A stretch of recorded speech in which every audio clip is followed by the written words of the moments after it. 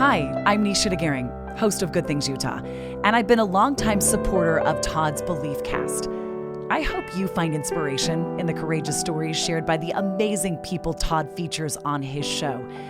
The guests serve as shoulders for us to stand on, allowing us to see a little further and cultivate belief in oneself. Remember, you have the dignity and power to change. I encourage you to keep striving and believing in yourself. Enjoy today's podcast. Welcome back, everybody. This is Todd Sylvester, your host of the Belief Cast. As always, thank you so much for tuning in. You guys are amazing.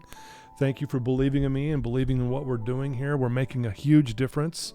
We're ranked in the top 100 in mental health in the world, and it's because of you guys. So thank you so much.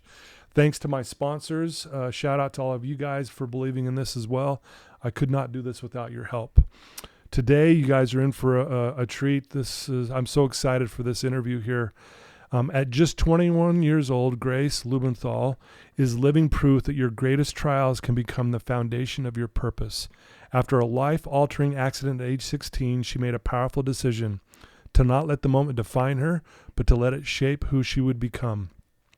Since then, Grace has built a thriving real estate business, taking bold leaps across the country, and stepped into her calling as a speaker and a voice for resilience. Her mission is simple but profound: to help others navigate life's biggest transitions with clarity, confidence, and belief. So this conversation today is going to be about identity, growth, and what it really means to begin again. Grace, welcome to the show. Thank you, Todd. I'm super excited to be here today. Yeah, I'm excited as well. I do have to say, I want to start this off. You did a post on Instagram.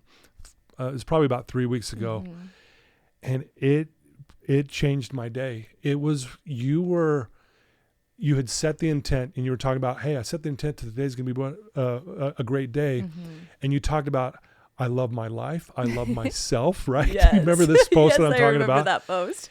And I've played that for my clients sitting in here who are struggling. And I'm like, just listen to this girl for a second. And I know you don't even know this, but that message, you've helped people here who are struggling with mental health issues, addiction, just by sharing your truth that day. I love that. So, man, I tell you, I just really appreciate the way you carry yourself. And that was a powerful post for me. Thank you. I appreciate that. I'm like, I love it. Yeah. So, why don't we start off? Let us know where you grew up and maybe a little bit about your family. Yeah. So I grew up in Iowa City, Iowa, up until this past December. So I grew up there with my family, both of my parents, and then my brother and sister, who are both younger than me. Okay. Yeah. Yeah. So you're the oldest? I am the oldest. How was that being the oldest? I loved being the oldest, and it's a super cool opportunity because, as we will get in later in this episode, I've really been able to set an example for my siblings. Okay. Great. And they have seen me through some of the best and the worst times of my lives, but I'm really showing them what's possible now. Yeah. What were you involved with, like, as a kid? Were you into sports? Yeah. Were you into, I know you're really big into exercise and fitness, and that means a lot to you. Yeah. So I grew up playing softball and volleyball. Okay. Yeah. So I was on travel teams for both of those sports. And then I also did track in high school as well. Wow. Yeah. Volleyball, man, that's no joke. So fun. I bet you're amazing too. Yeah. I love playing volleyball. I'm not very good at it, but hey, you don't have to be good to have fun, right? Yeah, right. Yeah. That's a good thing. So, I know this is kind of a big, loaded question, but what were some of the lessons that you learned from your parents growing up? Like, what were some of the things that stood out to you? Yeah. So one thing about my parents, and I've had a lot of awareness on this recently, but the biggest thing that they taught me was unconditional love. And I think that's super important to share because I maybe didn't always appreciate that when I was living at home. Right. And now that I've moved out here, I've just noticed, holy cow, like they have set an example of what unconditional love truly looks like. Wow. Yeah. Sometimes we don't notice it until we're away from something, right? Totally. We're like, oh, now I'm really seeing that, right? Yeah.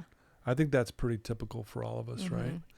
Well, why don't we get into, obviously something happened at age 16 that you went through, a really difficult thing. So if you'll share and go as much into it as you can, because again, the more we know, it'll be really good. And again, I'm just grateful that you've made it through all that, and here we are. Yeah, me too. It's been a really beautiful journey.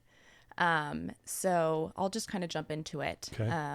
I didn't have your normal high school experience by any means. My freshman year is when COVID started, right? Oh, yeah. And so Ugh. I went online for school, which was beautiful because I went online for school, I stayed home, and I started working. And the job I had is what really gave me the entrepreneur mindset. Okay. And at the same time, my sophomore year of high school, I was on my way to work at 5 a.m. in the morning, and I got into a car accident. And it was super dark out, and I just remember, you hit something, and then, you stop the car. Yeah. Right? And I just remember calling my mom as I was stepping outside of my car, and I'm like, Mom, I got into an accident, and this does not feel good. Yeah. I'm hoping it was a deer or something, right? I didn't know what it was. It was dark. And so I walked back, and what I saw laying on the ground was a bicyclist. Oh, wow. Yeah. And what was the emotion when you saw that you realized that you had hit someone? Yeah, I think, that day's still a blur, but I just remember like being in shock. Like suddenly your body just like stops, and you're like, holy cow. Yeah. Oh my goodness. What was your mom saying to you at that moment? Yeah, well, she was at the gym at the time, so luckily Okay. she answered her phone. She was awake, Right. just like probably 3-4 minutes from where it was at, because Okay. the place I got in my accident was 2 minutes from my house. And I just remember she was like in pure panic. I will be right there. And so she left the gym right away. And at the same time, there was a different car coming the opposite way. They ended up pulling over. Okay. And so we were gathered around the bicyclist, and then my mom ended up showing up, and the police ended up showing up, and an ambulance as well. So what happened to the bicyclist? Yeah. The So bicyclist? I didn't hear anything for a couple of days, right? Obviously, I was asking, hey, do we have an update? Do we have an update? Do we have an update? And then finally, I remember I was sitting in the car with my mom, and I was like, Mom, I could just feel. And he was like, my mom was like, honey, he passed away. Oh, wow. Man, I can't even imagine what was going through your mind. So you hear this, and what was going on with you? What did you feel? Yeah, I just remember just like crying. That's something that most people don't ever have to experience, let alone a 16-year-old. Yeah. And I just remember, I'm like, oh my gosh, like my actions has caused this beautiful man to pass away. And there was just so much unknown, like what's going to happen next? Yeah. What does this mean? How do I live with this? I'm alive. Yeah. And I just remember there was so many thoughts, yet nothing at all. Yeah. Probably almost like feeling like you're in shock. Totally. Yeah. 100%. Which is understandable. Did, obviously you said it was early in the morning, it was dark. Were you ticketed, or do you mind if I ask that? Like, did you get like a citation because of what happened, or did, if you don't mind going into that? Yeah, of course. So essentially the day of my accident, I ended up going into the police car. My mom joined me, and we went to the police station. They asked me a series of questions. And from there, they were just like, continue your life activities, right? And so, a few weeks after, we were advised to get me an attorney. We talked to some of our friends, and they were like, we should probably get you an attorney. So we got me an attorney. We went through all of the worst potential possible cases, right? Right. My attorney was like, I don't think anything will happen, but, I want to prepare you for this. And so about a month after my accident, after I haven't really heard anything, I was just trying my best to do my online school, going to track practice, trying to do the things that I was supposed to do. Right. Right. Until one day, I had my normal day. So I woke up and I went to work at 6 a.m. Yeah. Then I went to the gym. Then I went to track practice. And at track practice, we were inside and it was weird because it wasn't raining. Yeah. I was like, okay. And so we walk in and my coach was being kind of weird. And I was like, huh. And I was like, whatever. Didn't really think anything of it until he was like, hey, Grace, the office needs you. And I was like, okay, like it's probably my grades, you know, because school really isn't my number one priority Right. Yeah, anymore. Right. Yeah. Right. So Sure. I was like, oh, it's just about my grades. Yeah. And so I walk into the office and then walk into a little conference room and there's 4 police officers and one of them's holding a bag. And I knew his name and I was Whoa. like, hey, what's going on? Yeah. And they're like, you have to come with us. And I'm like, well, where are we going? Yeah. Well, what did I do? Like, Yeah. what was happening? And they're like, you just have to come with us. And I was like, well, let me call my mom. She just dropped me off. Right. And they were like, you know, come out with us. And so I ended up getting a hold of my mom and I was like, hey, I'm in a cop car. And they informed me that we were going to go to Johnson County's sheriff's office to get my fingerprints done. No. And then I was going to juvie. Really? Mm-hmm. Holy cow. I can't even imagine what you're going through at this moment. Like bawling. Oh yeah, bawling. Terrified. I'm sure. Terrified. Yeah. Mm-hmm. I mean, just the walking into a room seeing 4 cops, that alone is scary. Uh-huh. Because you obviously know this is something big. Yeah, it's not good. So obviously they're charging you with something. Mm-hmm. That's why they're taking you to juvie. Yeah. So what happened from that point? What? Yeah. So I went to juvie. And, you know, I can't picture you in juvie. I know. I had a green jumpsuit on. You know, really? I was the only female there. Oh my gosh. 16 years old. It was, that's honestly a lot of it's a blur, but I do remember some parts, right? You get there, you have to take off all your clothes, get in jumpsuit, clothing that isn't yours. Yeah. It's a really not comfortable feeling. Well, it's an exposed feeling too. You're just like going, this is, you know, I don't feel safe with this. You don't feel safe. You feel not safe at all. Mm-hmm. And I just remember I got there, you know, got into my little cell, right? Probably smaller than the room that we're in right now. Yeah. You know, you got a toilet, you got a little bed, you know, I got a few blankets and a crew neck. And I remember one of the workers there was like, hey, let's go to the library, you know, get some books, right? Because I got there. Yeah. And I just remember he just let me walk around there for as long as he could, you know, just giving me a little bit of grace. Yeah. So although I was terrified, there was a little bit of kindness there. So this guy was at least treating you decent. Yeah. Okay. Yeah. And honestly, like I got there and they're all like, what are you doing here? Like, why are you here? Like a couple of them asked me like, what happened? You know? Yeah. Because I just didn't look the part. Yeah. Right. Sure.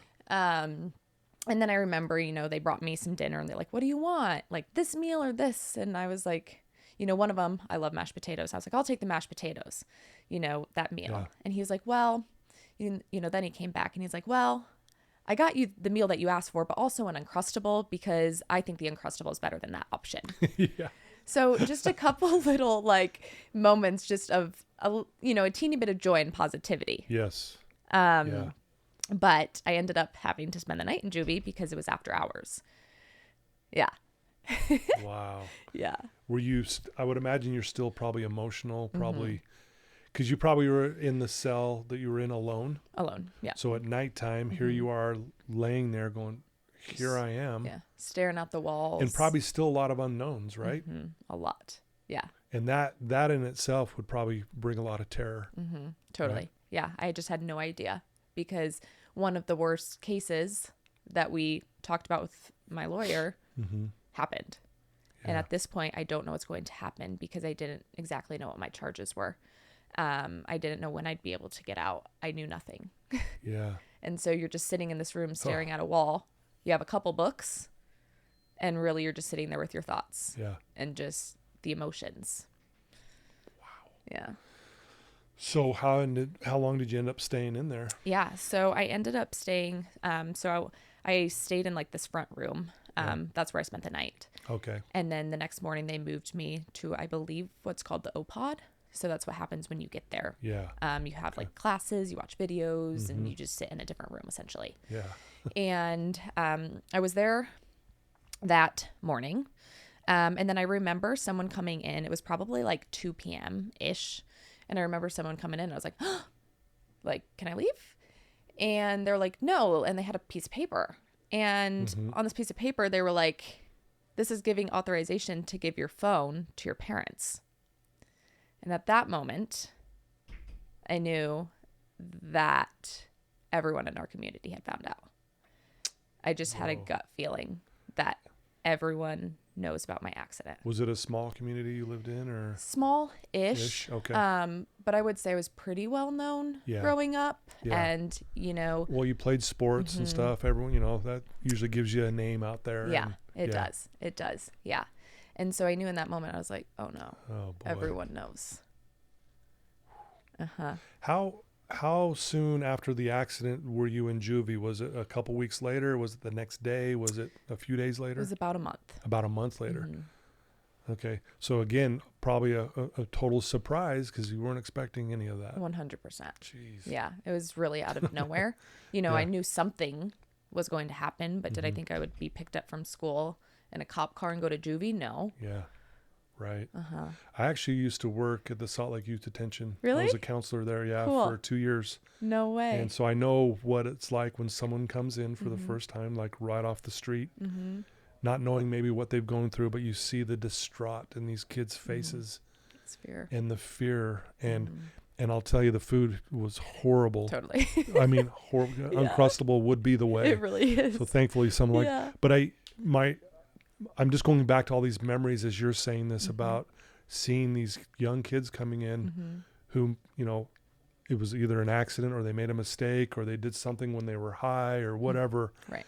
But yet here they are distraught, crying and not knowing what's going to happen. So that's how I was envisioning you. Yeah, 100%. It was, I don't think I've ever felt so scared. Yeah. Well, I have because of my accident, but it was another point of just fear. Well, again, it's all kind of lumped together for you, right? And I don't even know how you mentally, I mean, how are you handling still with the thought of knowing that this guy passed away? Like, how are you navigating that mentally and emotionally? Yeah, I was just like, how am I ever going to forget? Like, how am I going to live with this? Yeah. You know, like, I just remember I'm like, this is never going to go away. Like, it's just right here in your mind, taking up a big chunk of the brain. Yeah. Holy cow. Right. You know, so I just remember being like, how can I ever find joy again? That's not fair. Right? I'm alive. He's not. Yeah. Wow. You know, it's almost even, it could be, and it's not, but it could have been, quote unquote, a life sentence for you where you just are miserable the rest of your life because of what happened. That's a life sentence, right? For sure. You know, obviously I know that you've broken through that. We'll get to that in a minute, but so anyway, you're still in juvie. Yeah. Take it from there. Yeah. So I was in juvie, right? And then about probably an hour or two after I signed off that piece of paper, then they come in and they're like, your parents are here. We can go into this meeting room. And so I was like, yes, you know, I mean, I think I cried actually. Yeah. I don't think I've ever been so excited to see my parents. I bet. I can imagine. And we walk into a little room. It's like a circle table. And at this table was myself, my parents, my soon-to-be probation officer, and the Addie worker. I'm sure you're familiar. Yes. Yeah. Yeah. Cool. Yep. And her name was Darla. Okay. I also worked with a female named Rachel. At this table, we were just having some conversation. We walked through what I was being charged with. And they were essentially, we were just having some conversation. And as I mentioned, we had to release my phone to my parents because everyone was finding out over social media. Oh, boy. It was so bad that my probation officer found out about it. She knew how bad it was. And they were like, is it safe for you to go home? Because of some of the messages I was getting. Yeah. I was getting threats, etc. So they're like, is it safe for you to go home?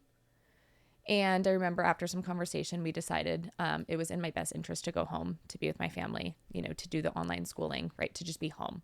Yeah. That being said, I was going to walk out of that detention center with an ankle monitor. I was going to be on probation till I was 18. I didn't have a license. Wow. And I would have to meet 3 times a week with my Christina Weena. So she was like a therapist at the detention center. Okay, yeah. And I'd love to, get into my Christina Weena. That's what I called her. But she ended up being one of the most important people in my life. Really? Yeah. And so, at that time I was like, okay, well, this is a lot, right? And I was just like, okay. And so I just remember walking out of the detention center that day, so scared, relieved that I could go home, confused, embarrassed, all of the emotions. But like, I just remember walking out of that detention center feeling like this is a whole different life. Yeah. Wow. Yeah. And an ankle monitor. Ankle monitor. We have clients here that have ankle monitor, and they're bulky. They're not big. Comfortable. They're big. They're not sexy. Yeah, they're not at all. And people notice them. They're like, what's that bulky thing on your ankle, Yeah. Again, so your life is completely turned around. Yeah. With, like in a moment, like in an instant, everything's changed. Right. You're probably even thinking, one, am I ever going to find joy in life, like you said? But two, are you playing sports again? Or what are you doing at this point? Right? So you're heading home with an ankle monitor on. Yeah. And again, what's your mental state at this point? I do remember, my phone got taken away. And, I just remember getting in the car and my parents are like, a little distraught. And they're like, please don't go on your phone. And I was like, I just remember thinking like, how bad is it? Yeah. Because throughout this whole time, all of that stuff, I didn't even read half of the messages. I did see some and they were horrible. Like people saying mean things about horrible things. Really? Snapchat, everyone's posting rest in peace to, his name was Andy. And he died a month prior. And what was really hurtful about this is that he had passed away a month ago, and you guys are now posting rest in peace because it was me that caused this to happen. Okay. And, he had kids a little bit younger than me, and they were starting to see stuff, which isn't fair to them either. Right. And I just remember, going home, and I'm like, well, what now? My parents were like, hey, I think you need to come sleep upstairs. Yeah. Because my room was in the basement at the time. Yeah. And, I just got home and, you're on house arrest. You can step outside, but you really can't do anything else. Yeah. But I just remember I was like a blank wall. Yeah. There were so many emotions, yet nothing at all. Yeah. You know what I mean? It's kind of like your body's, kind of protection to not feel those. So you kind of suppress them, push them aside. But then, like you said, it leaves you blank. Totally. It leaves you numb, if you will. Yeah. Yeah. And another thing to just add on to that, obviously I went through the whole court hearings and all of that fun stuff too. But at the same time, right, you don't know how you're supposed to act because the court and my probation officer and my attorney are telling me to do this, right? But I can't act too sad or else then my family's worried about my safety. Yeah. Or I can't lash out because then they're going to look at me like I'm some monster, more of a monster than I already am being seen as. Yeah. Right. I can't be joyful because, well, I'm going to feel guilty. So I just didn't know how to feel and I didn't feel safe to actually express. Yeah. Jeez. Man, again, I don't even know how to, I'm feeling this just hearing you say this, like it's so heavy. So again, you almost feel like the community's turned on you a little bit, not a little bit, a lot. And again, I guess the people like you talked about unconditional love from your parents and that's what they were doing. They were helping you through this because they love you. And despite what's happened, they love you. Totally. And thankfully you had at least that. Totally. Right. Totally. Yeah. I 110% had that. And they also had their own journeys throughout this experience as well. I do know, for example, my siblings, it's embarrassing. You know what I mean? It's a little bit humiliating. This being shared about your older sister. Yeah. Right. For my parents, they didn't always know how to handle my emotions. Sure. Or, they would maybe put blame on themselves. Right. So yes, unconditional love. And it was really hard for me to deal with the fact I put my family through a lot of pain. Yep. Yeah. Because they're dealing with it too, because they love you and they're your family. They feel it too. Right. How did your siblings treat you? They loved me. Yeah. You know, I could tell maybe they were embarrassed, but they never showed it. Right? You know, they loved me, and I know it was really, really tough on them. Yeah. You know, my sister, you know, she was so young that it was just so hard for her to just fathom. Sure. Right? Yeah. And I know my brother, you know, really did look up to me as well. Yeah. Right? So they did the best that they could, and they Yeah. did a really dang good job at it. Yeah. Mm-hmm. So how long were you on house arrest for, and how did that go? Yeah. So, I was on house arrest where I couldn't leave at all. I think it was like 2 weeks. Okay. And then at some point they opened it up. And so I had a curfew. I had to be home at like 8 p.m. every single night. It might have even started sooner than that. Yeah. At the beginning. Okay. And every time I left my house, I had to text Rachel or Darla To say, hey, I'm leaving. Hey, I've arrived. Hey, I'm back home. Right? So always checking in. So always checking in, right? Were you going to school at this point? I was not. Still no. not going to school. So I was online for school. Still online. Okay. But then, you know, once all of this happened, then we actually decided that school honestly wasn't in my best interest for the rest of that trimester. Which is understandable. And so I just took a pass. So I didn't have a grade. Did you get back into sports at that time, or did you have to walk away from that as well? So I walked away from track. I wasn't going to go back, Yeah. which really kind of sucked because Sure. I was like, oh, I'm starting to love track and get good, right? Yeah. And then I was playing volleyball, but I did stop playing club volleyball a little bit before because I was starting to get some mental health issues before my accident. Okay. But I did, you know, my volleyball coaches talked to me after the accident. We really want you to be there. So I did do volleyball my junior year. Okay. I didn't love school. So it was hard, but it did push me outside of my comfort zone. Sure. So I'm happy I had that experience, but the next year I just couldn't do it. So I did not play my senior year. Yeah. So I do miss the sports. Did you have a best friend during all this? Was there a friend that you could console in? Or is there someone that had your back? So I guess that's a loaded question. I'm sorry. Right after, like a few weeks, I remember after juvie, like after I got out of juvie, my boyfriend at the time and I broke up. Okay.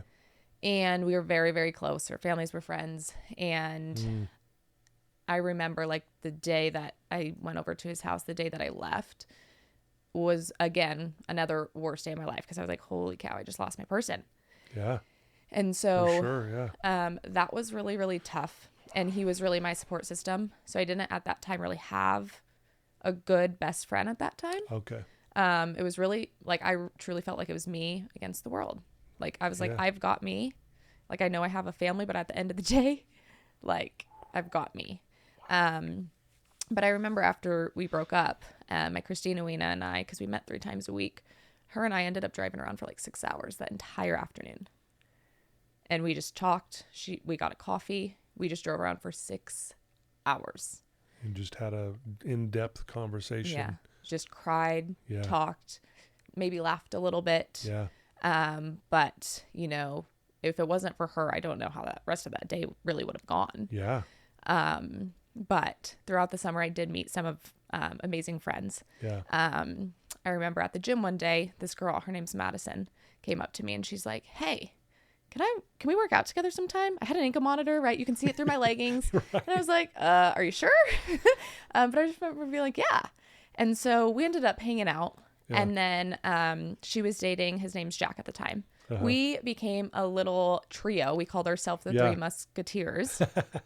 That's awesome. Yeah, it was awesome. But I just remember like that summer, it was just beautiful because they just brought so much joy. And I'll share a few other people that came into my life that summer. But what was really cool is that although I had my guard up, most people couldn't reach me because I didn't know who was trustworthy at this time. Yeah. Or who I felt safe opening up to and what they wanted from me. Yeah. Right. But it was really cool because they really showed up so big.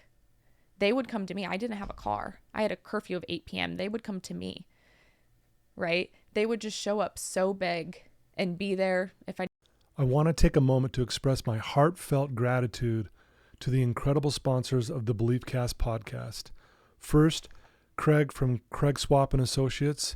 If you need an attorney, he's your guy. Trustworthy, compassionate, always there when you need him most. Next, Wasatch Recovery, the greatest university on the planet, transforming lives one day at a time. Sandy from Minky Couture, the creative genius behind the most comfortable blanket you'll ever wrap yourself in. Comfort like no other. Special thanks to the award-winning pianist Paul Cardall for his beautiful music that brings inspiration to every episode. needed to cry. Yeah, We went boating. That's amazing. Right. So we Yeah. had a lot of really fun times together. That's awesome. Mm-hmm.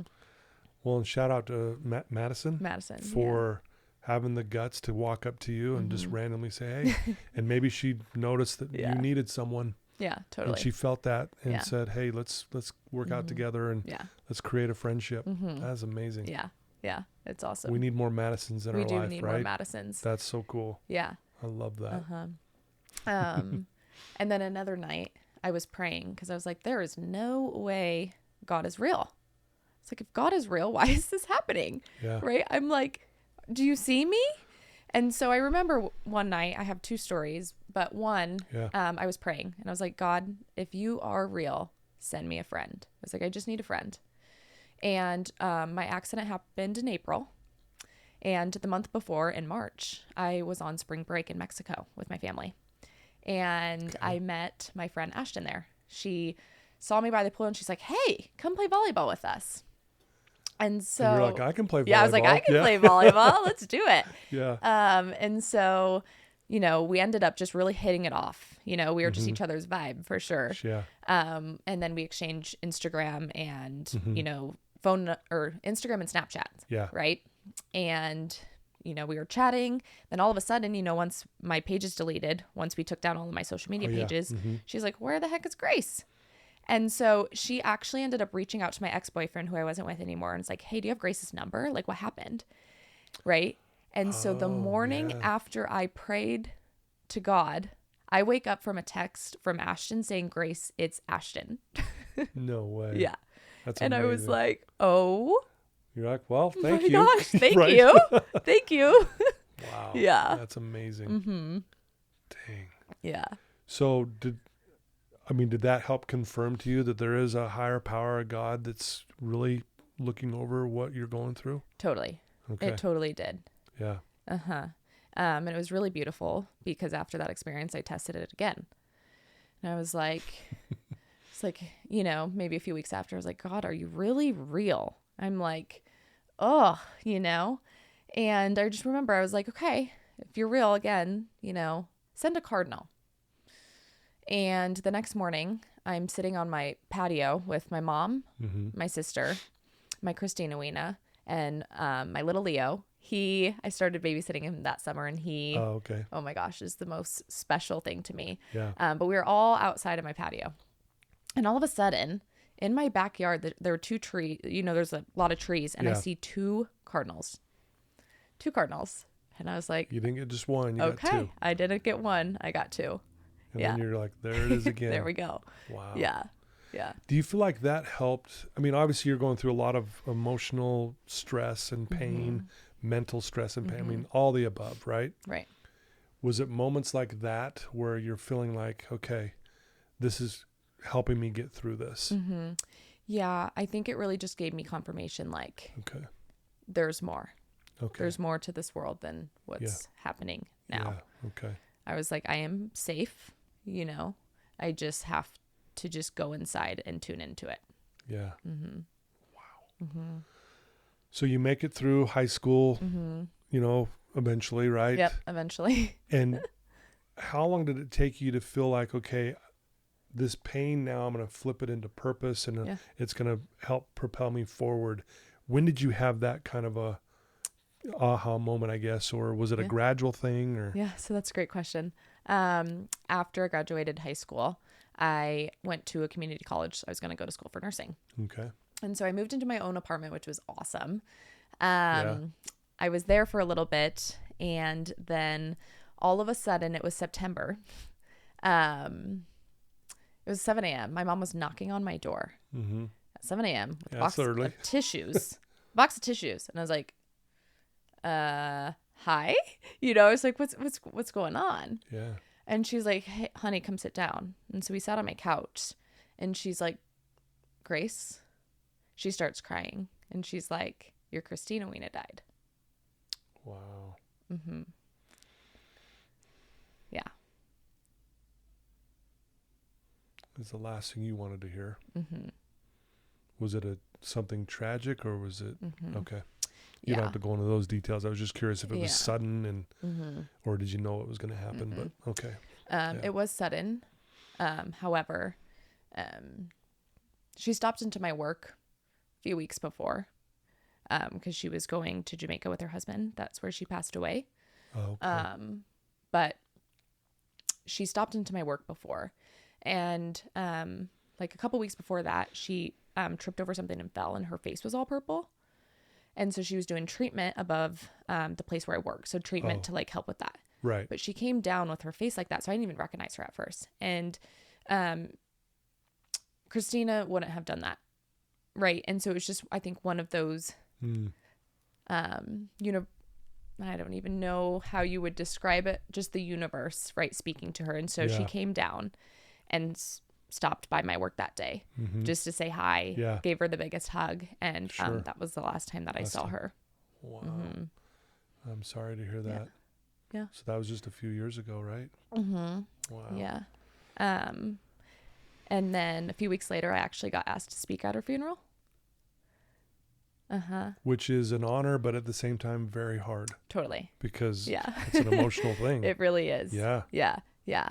And I remember the night before her funeral, we were at her visitation, and all of a sudden I just started getting sick. And this is really where everything started to change because I started getting really sick. And then I woke up the morning of her funeral. I was supposed to meet my parents and then we were going to drive together. And I was like, I can't even get out of bed. It's like, I feel so sick. So I ended up getting out of bed. I went and spoke at her funeral. And then after that, my body just turned off. Really? I had like 103-degree fever. Felt like my ribs were just being like grabbed. Really? You know, I was puking. It was really, really bad. And it was just me at my apartment. And so, you know, my friend ended up coming to check on me and she's like, uh-oh. And so she called my parents and then my mom came and picked me up and took me home. Yeah. We ended up going to the ER and at the ER, we did 1 million tests and we found out nothing. And so I always had like a conspiracy, if you will. I always thought, because prior to that I had some neck issues and stomach issues and back issues. And I always thought, you know, we were going to the doctors for it, but I always thought it was my brain. And so after that, I was like, it's my brain. Like, it's my mental health. Like, this is what's causing all of this. Wow. Because of obviously all the stress and trauma you had been through. Right. Because your body doesn't forget it. It holds it doesn't on forget to the trauma. And our minds are so powerful. Yeah. So did that conclusion become right? It did. Yeah. Yeah, it did. It did. Not surprising. Yeah. Yeah. And so after that, I made the decision to get off all my medications a little while after that. And I just realized, like, this is what I've got to work on. And this is what I've got to work on. Yeah. Yes. I love that. And they're connected. Our minds and our hearts are connected, right? 100%. And so you started realizing this is what I've got to do. And this was not too long after Christina passed away. Okay. Yeah. So now all of a sudden you're like, you've got these aspirations to do something good for yourself. Right. So what did that look like? What was the mental training you were putting yourself through, and what did that look like? Yeah, that's a great question. So as soon as Christina Weena passed away, a few weeks before, she actually said, like, hey, if you need a new therapist, you should go to mine. Vicky is fucking great, is what she said. She loved the F word. And I was like, okay. And so it's so funny she said that, because after I lost my Christina Weena, you know, I was in therapy, right? None of my therapists were like a great match until I met Christina. Yeah. And so I was like, okay. So I started therapy with Vicky. And then, you know, I just tried to get my life back on track, right? I was going to work, going to school, And I was praying for a change. I was like, school is not my thing. Right. Right. And so I started praying for a change, and, you know, I was still going to the gym, right? I was just doing my best. Yeah. That's what I was doing. My best. Sure. Yeah. Again. And I just remember, one day, Monica, she was a family friend and also a real estate agent and team leader. She texted me and was like, hey, let's go to lunch. And I was like, okay, great. Like, we've known each other for years. I didn't think anything of it. Yeah. And, you know, we got to lunch. Again, I was so oblivious until I got there, and I was like, oh, I wonder if she's going to ask me to, like, come be a real estate agent.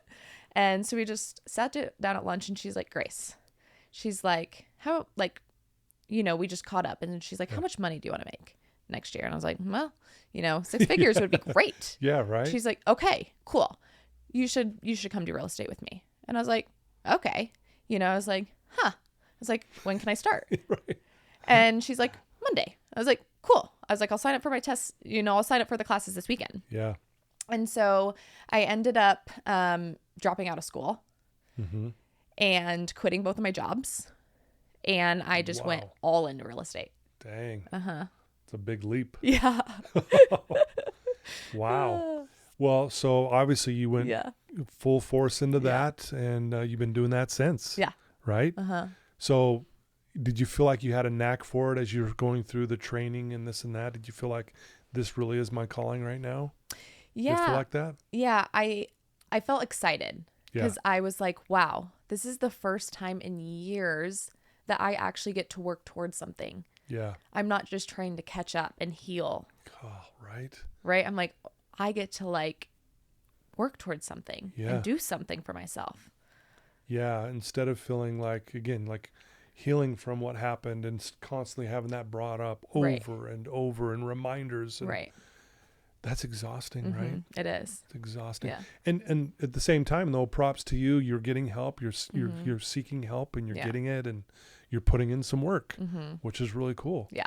You know, you've probably heard this too, but you know, our trauma isn't necessarily our fault, but it's our responsibility to heal from it. 100%. Right. 100%. And that's what you were doing. Totally. You were taking responsibility, saying, "Okay, I got to make this better for me." Right. So really respect that a lot. Yeah. Yeah. Yeah. So, so now you're a realtor, and you know you started off in Iowa, and now you find yourself here in Salt Lake. Yeah. How did that happen? Yeah. Yeah. So, this started last March, so just over a year ago. Okay. My team leader asked a couple of us on the team to go to a real estate conference here in Utah. Okay. I'd never been, and my family was talking about going to, like, Florida for spring break. And for my friends who know me, I love the beach. But I was like, I need to go to this real estate conference. Had no idea what it was. Yeah. But I was like, okay, great, let's go. Yeah. And I was the only one to take my team leader up on that offer. And so, you know, we come to Utah, and I'm like, holy cow, this event is great. Yeah. Right. And keep in mind, right before that, so the Friday before we left, I had 4 closings in a day, which was a big deal for me, just really getting started out in real estate. That's amazing. Yeah. Yeah. Yeah. So I remember just feeling excited. Like, you know, I kind of had a clean slate. So I was so present during this real estate conference. Yeah. And then it was the last day. Justin was on stage and was like, if you want to up-level your life and your business, scan this QR code and fill out this form and do a $500 abundance deposit.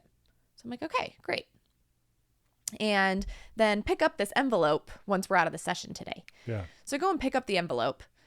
I open the envelope when we're at lunch, and I was just like, and I, like, look over to my team leader. I almost have, like, tears in my eyes because I'm like, I know I need to do this, but this is $30,000. That's what was in the envelope? That's what I was going to pay. Oh. Okay. Sorry. Yes. Yeah. Yes. So Sorry. It was like an envelope for coaching. Oh, here's what gotcha. the coaching is. Oh, man. Here's what it cost. Wow. And she's just over there smiling and just, like, nodding her head. She's like, you're fine. You're fine. Yeah.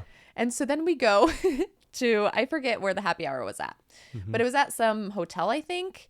And you had to be 21 and over. Right. I was 20. Yeah. And so I did have a fake ID, which I didn't always use. I have not used it a ton, right? Because I didn't go out because, you know, I still couldn't get in trouble, right? Right. but I had it. And so I, again, looked on, I'm like, what do I do? And she's like, you're fine. You're fine. So I use a fake ID. I get into this happy hour. And I ended up talking to, her name's Amy, and she was helping with what was called the Inner Circle at the time. Okay. And we just had some conversation. And that night I made the decision, and I was like, I don't know how this is going to work. I don't know how I'm going to do it. I think I probably had some money in my account, but I'm not even sure I had 30,000 in my account at that time. Yeah, right. But I was like, okay, I'm committing. And so I made the decision that night. Dang. Over the course of the year, I did some of this coaching and saw how it was changing my life. And, I started getting into closer proximity with such powerful people. Yeah. And fast forward to this past October. This past October was the best month of my life, really. That month, I had 10 closings. Dang. Made the most money I ever had. That's amazing. I bought a house, my first house. Mm-hmm. Congrats. Thanks. Wow. That's amazing. I had a mastermind in Scottsdale and went skydiving for the first time. Mm-hmm. And then I went to Mexico. For our friend's 50th birthday party. Dang. That is amazing. Yeah, it was the best month. And that's also the month that in Mexico I made the decision to move here. Really? Yeah. What was it? Is it just like you felt so good here? There was a good vibe to it? Yeah. Good energy, good people? Yeah. All the above? All of the above. Yeah. It was definitely a mix of it all. And some of my friends being like, Grace, are you really happy in Iowa? You know, one of my friends and coaches, Jeremy, he kept telling me from like August to then October, I feel like you're going to move sooner than you think. Because I kept talking about it, but I didn't expect to ever live in Utah, to be completely honest. Right. It's like, I think it's going to happen sooner than you think. He just kept planting a seed. Yeah. And we were all in Mexico and they're like, are you really happy with where you're at? You know, like, is this really where you want to live forever? And I was like, well, no, but like, I just bought a house. Like, my business is really kicking off. Yeah. And blah, blah, blah, blah, blah. And they're like, okay, and? And so I just kept sitting with it. And I got like, you know, a couple of them were like, come to Scottsdale. And, you know, I just sat with it and I was like, I really think Utah's my next step. I just had full clarity. I was like, that's my next step. Yeah. And we were all sitting in a little pergola and it was like maybe like 3 p.m. And we were talking about it. My friend's like, okay, I'll fly to Iowa. Let's do this week, the last week of December. I'll fly to Iowa and then we can just drive, like ship my stuff, but drive my car because I have 2 cats. Right. And then Jeremy was like, 2 ladies driving across the country alone? Nope. And so he ends up booking his flight to Iowa when we're sitting there for December. And I was like, holy cow, I'm moving. Yeah. And this is happening. It's happening. Wow. Mm-hmm. Yeah. And that was just back in January, correct? That I moved. Yeah. Yeah. Wow. Mm-hmm. And here we are. And here we are. Here we are. Wow. There's so many things. Thank you for sharing that, by the way. And wow, what a story and what a trial. And you know, there's a quote by this Hindu monk that says, your trials didn't come to punish you, but to awaken you. So true. Right? That's beautiful. And I think about your story, like, I mean, it feels like a punishment. I mean, because you weren't expecting this. It was an accident. It wasn't, I mean, it wasn't good, all the above, but yet it's almost like it's awakening you to the greatness that's in you. 100%. Right? Mm-hmm. And sometimes it's the only way something like that is noticed or comes out is when you go through something really, really hard. I couldn't agree more. Yeah. Mm-hmm. Mm-hmm. Wow. Yeah. Well, again, like I said at the very beginning of this, I love the way you carry yourself. And, you know, I knew something happened at 16. I didn't know what it was before we talked here today. I never would have guessed that's what it was, to be quite. So, you know, hearing it for the first time on here, I mean, I was over here going, in my head, I didn't show it, but I was like, what? Yeah, I was blown away. Yeah.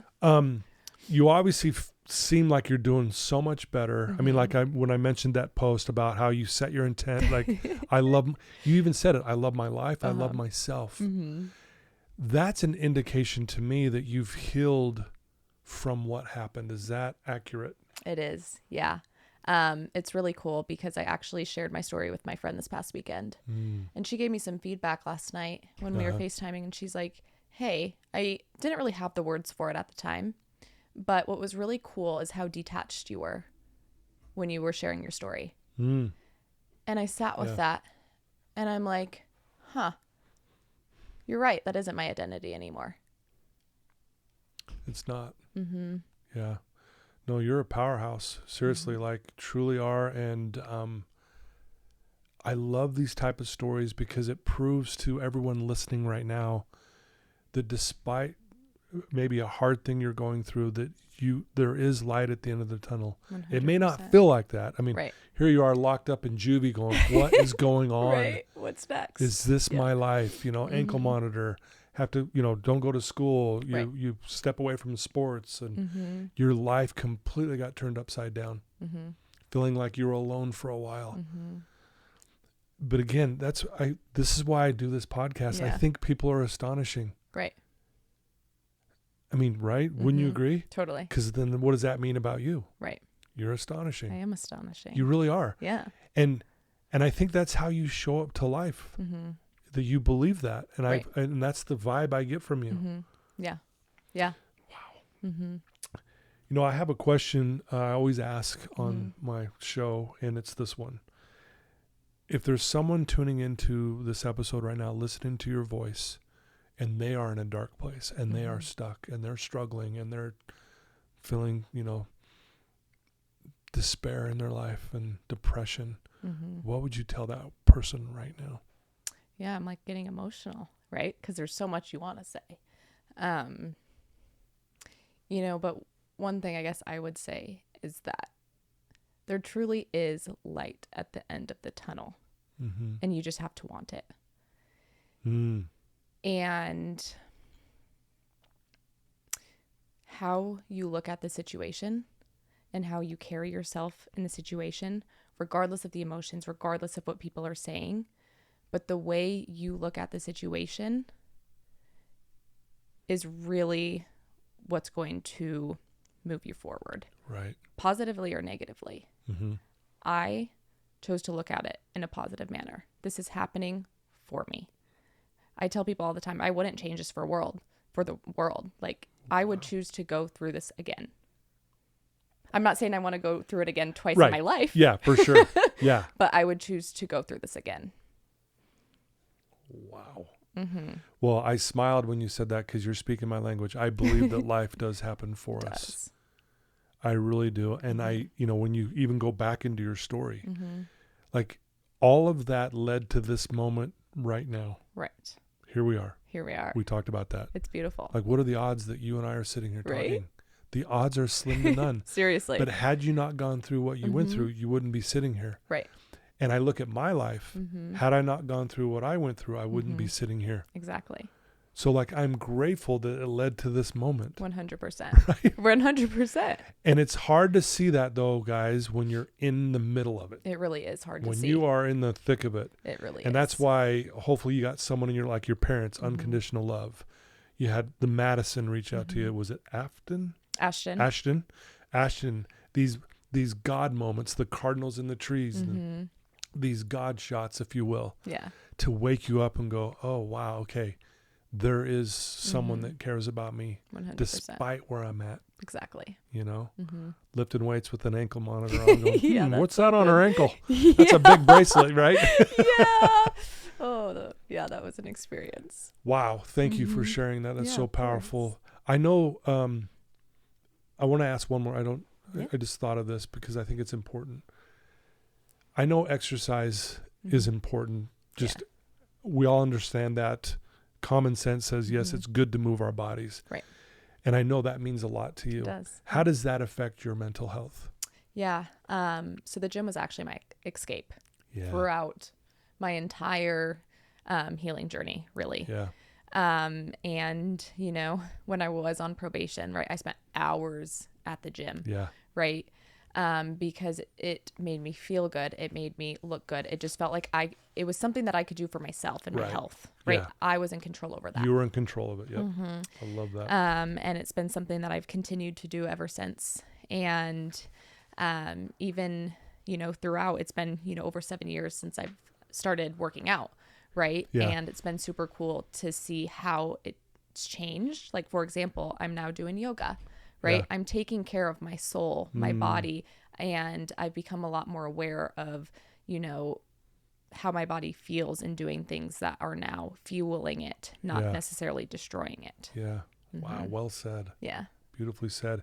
And I do want to mention what you said to the person listening who's struggling was really beautiful, by the way. Such a beautiful message. I want to share a quote with you. Yeah, Okay. I love that. And then we'll wrap things up. And this quote is by Carl Jung.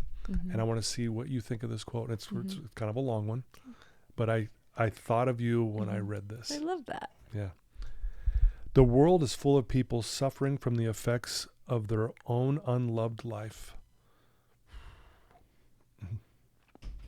They become bitter, critical, or rigid, not because the world is cruel to them, but because they have betrayed their own inner possibilities. The artist who never makes art becomes cynical about those who do. The lover who never risks loving mocks romance. The thinker who never commits to a philosophy sneers at belief itself. And yet, all of them suffer because deep down they know the life they mock is the life they were meant to live. Wow. Right. I'm like tearing up over here. Same here. It's beautiful. And I share that the reason why this reminded me of you is because you did not become the cynic. You did not become the mocker. You did not become the victim.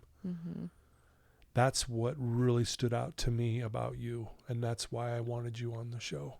Thank you so much. Because I'm telling you, the clients I deal with every day, the victim mentality is the killer. It really is. It is. And to see you rise above that, Grace, is, again, nothing short of astonishing to me. Thank you. Yeah. So thanks for letting me share that. I hope that was okay. It was beautiful. Yeah. I appreciate you. Thank you. If people want to get to know you better, hire you as their realtor, learn more about your story, learn more about you, what's the best place for them to go to find you? Yeah. So you guys can find me on Instagram. It's grace.laubenthal. Facebook, it's just grace.laubenthal.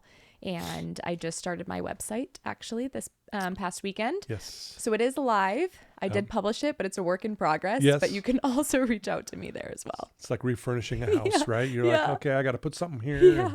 It's so fun though. Yeah, it is. Yeah. And I've been to your website and it's actually really good. I love it. It's very, very beautifully done. Yeah. So thank you. Yes.